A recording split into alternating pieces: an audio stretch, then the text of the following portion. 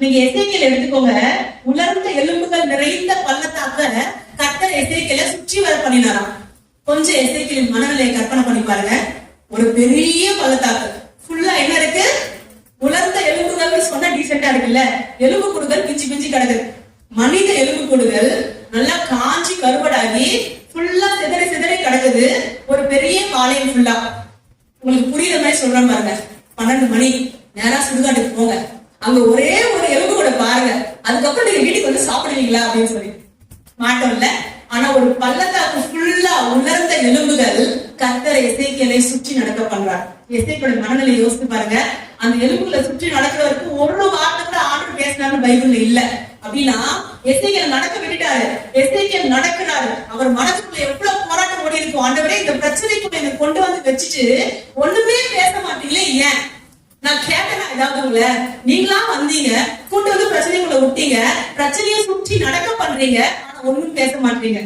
நமக்கு அந்த பிரச்சனைக்குள்ள போகும்பொழுது எப்படி இருக்குன்னா, தேவன் ஏதோ என் வாழ்க்கையில செஞ்சுட்டாரு, நான் தேவனால்தான் இன்னைக்கு இந்த பிரச்சனையை அனுபவிக்கிறேன் அப்படின்ற மனநிலைக்கு நம்ம தள்ளப்பட்டுறோம். ஆனா உங்களுக்கு ஒண்ணு சொல்லட்டுமா? அந்த ஒரு எசேக்கியேலை அந்த எலும்புகள் நிறைந்த பள்ளத்தாக்க சுற்றி வர பண்ணினதுனால நடந்தது என்ன தெரியுமா? அந்த பள்ளத்தாக்கு முழுக்க இருக்கிற அத்தனை எலும்புகளும் உயிரடைந்து கர்த்தருக்காக பெரிய சேனையாக நின்றது. அப்போ சில பிரச்சனையை உங்க வாழ்க்கையில் ஏன் கர்த்தர் அனுமதிக்கிறார் அப்படின்னா, அந்த பிரச்சனை உங்க வாழ்க்கையில் அனுமதிக்கப்பட்டாதான் உங்க மூலியமா தான் அந்த பிரச்சனைக்கு என்ன பண்ண முடியும்? தேவனால ஒரு முடிவை கட்ட முடியும். கட்டிட்டு என்ன பண்ண தெரியுமா? என்ன சொல்றோம்? எசேக்கியேல் எலும்புகள் நிறைந்த பள்ளத்தாக்குக்கு போய் என்ன பண்ணிட்டாரு? அந்த பள்ளத்தாக்குல இருக்க எல்லா எலும்புகளையும் உயிரடைய செய்து சேவையாக நிறுத்திட்டார் அப்படின்னு சொல்றோம். ஆனா அந்த வேலையை எசேக்கியேலுக்காக செய்தது யாருங்க? கர்த்தர். புரியுதுங்களா? அப்போ சில பிரச்சனைகள் வாழ்க்கையில் அனுமதிக்கப்படுறது பார்த்து பயப்படாதீங்க. ஐயோ, இந்த பள்ளத்தாக்கு ஏன் நமக்கு இந்த மாசம் வாக்குறது அதுதானே. அழுகையின் அந்த பள்ளத்தாக்கு தண்ணீரால நிரப்பப்படும். சோ பள்ளத்தாக்கை பார்த்து பயப்படாதீங்க, பிரச்சனை பார்த்து பயப்படாதீங்க. ஏன் அது உங்க வாழ்க்கையில் அனுமதிக்கப்பட்டிருக்கு அப்படின்னா, கர்த்தர் உங்களுக்காக அந்த பள்ளத்தாக்கை எப்படி மாற்ற போகிறார்? நீரூற்றாக மாற்ற போகிறார். அந்த ப்ராப்ளம்க்கு once for all complete solution கொடுக்கிறதுக்காக தான், ஒரு நிரந்தர தீர்வு கொடுக்கிறதுக்காக தான் பிரச்சனை என்ன பண்ணிருக்காரு? உங்க வாழ்க்கையில் அனுமதிச்சிருக்காரு. நீங்க புரிஞ்சுக்கோங்க.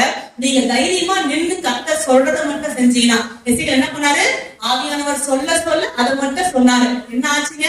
அந்த எலும்புகள் ஒன்றோடு ஒன்று சேர்ந்து கொண்டதா இறைச்சல் உண்டாச்சு. நீங்க கர்த்தர் சொல்றதை செய்யும் போது குடும்பத்துல சில இறைச்சல் உண்டாகும். நீ ஏன் தேவையில்லாம இப்படி பண்ற, உனக்கு எதுக்கு இந்த தேவையில்லாத வேலை, நாலு பேர் உங்க பார்த்து பேச ஆரம்பிப்பாங்க.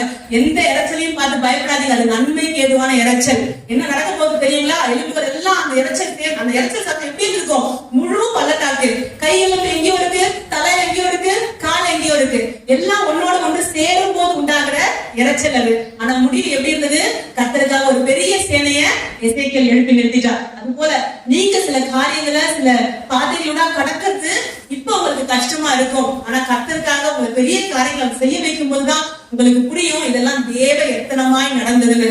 அப்ப உங்களுக்கு புரியும் ஏன் கர்த்தர் அந்த பாதையில உங்களை அலோவ் பண்ணிட்டு பேசாம அமைதியா இருந்தாரு.